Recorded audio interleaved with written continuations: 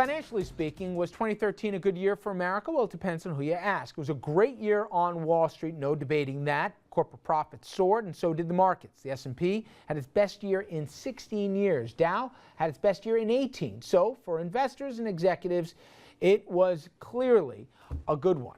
But for the rest of us, not so much. Income, it didn't rise in 2013, but as we've been talking about in this show, poverty did. Average worker now makes what they did back in '99, if you adjust for inflation, and complaints about inequality rose to the front pages and led to some changes at the ballot box. Now, our next guest says one of the challenges that Wall Street has, and one of the reasons that they do so well, especially in relation to the rest of us, is a cozy relationship, some even argue an incestuous one, with D.C. A relationship, he says, is too cozy. Larry Doyle, a 23-year Wall Street veteran, I should say, and a managing partner at DM Income Advisors in Connecticut. He's also author of the new book, In Bed with Wall Street, which is out today. He also writes a blog he calls Sense on Sense. Larry, I appreciate a few minutes.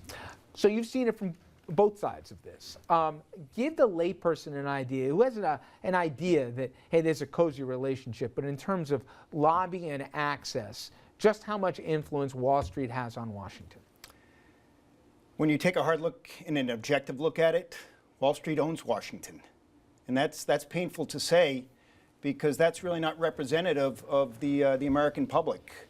But there's so much money that goes from Wall Street to Washington, and I think that people have gotten kind of cynical, but almost accepting of it, to the point where they just say, well, that's kind of what it is.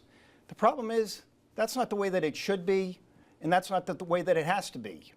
Unfortunately, most people in America do not realize that Wall Street, to a very large extent, is actually a self-regulated industry.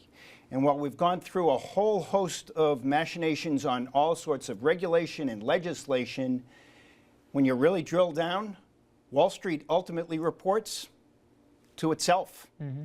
Because it pays this self-regulatory entity called FINRA, the Financial Industry Regulatory Authority.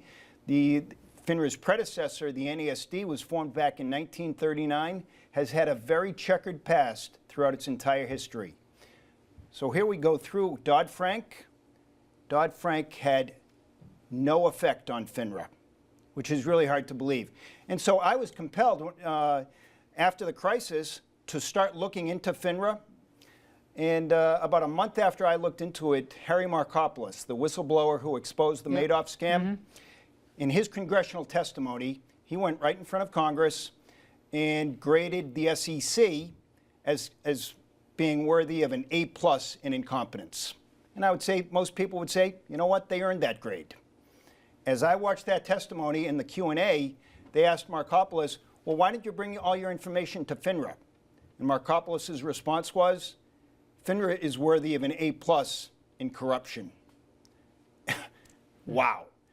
Here I am looking at this organization for about a month. That just fueled my fire.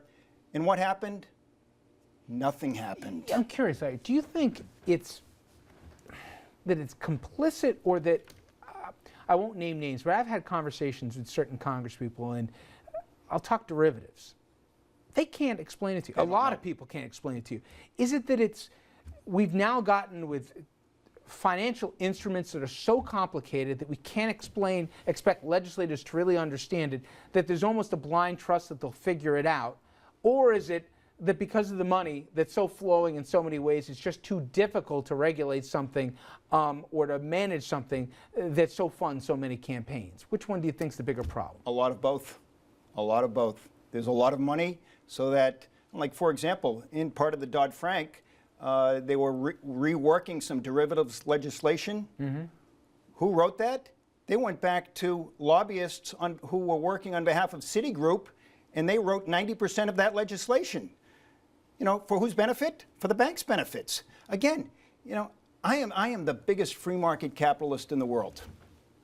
And I want healthy, competitive markets. So it's not like, oh, you worked in the industry and now you're coming out against the banks. The system is broken. There's a lack of trust and confidence. The only thing that's working here is the Federal Reserve's balance sheet. The politicians, to a very large extent, they don't understand the technical aspects. and they just, it's almost like a benign neglect. Do you think, on a broader case, that 2008 could happen all over again? I've heard some people who say, in many ways, with further consolidation and more dollars in fewer hands in terms of the larger banks, it arguably could happen even easier. I firmly believe that. Wall Street, It's amazing, isn't it? It is amazing. More than 5 years later, we're in exactly the same spot. I mean, yeah, we have to have more cash reserves maybe, but in a lot of ways, not much has changed. That is very accurate. These too big to fail banks are only that much bigger. And what they've tried to do is instead of ending the too big to fail model, they're just trying to put a price on it by telling you need to hold more capital. But in large measure, again, they report to nobody but themselves. And it's... Larry, the book is In Bed with Wall Street. Give an idea for people who are just smaller investors out there, what they'll get if they read the book. First off, it's eminently readable. You know, this is not work. What I try to accomplish is that the average American, if you want to understand what's kind of really going on in the back alleys of Wall Street, these are things that I was not aware of while I was working in the industry. And I would say that the rank and file person on Wall Street is not aware of these things. Again, overwhelming percentage of people working on Wall Street are great people. But people get an appreciation for issues where risks lie. Yep. You know, arbitration, whistleblowers, the fact that whistleblowers have been intimidated, ignored, or fired. That's a problem. And other issues, the fact that self-regulation is really a major problem here, and so that people should be concerned and engage their financial planners who are working on a fiduciary basis, meaning your planner needs to work in your best interest. Not in his. Yep. Not merely trying to sell you a product that's deemed suitable. And again, the book, In Bed with Wall Street. Larry, we hope to have you back here in the not-too-distant future. Thank you very much. Well, thank you. For Larry, for Andrew, Dominic, and Obi, a good night for these guys. I'll be right back with more FL right after this.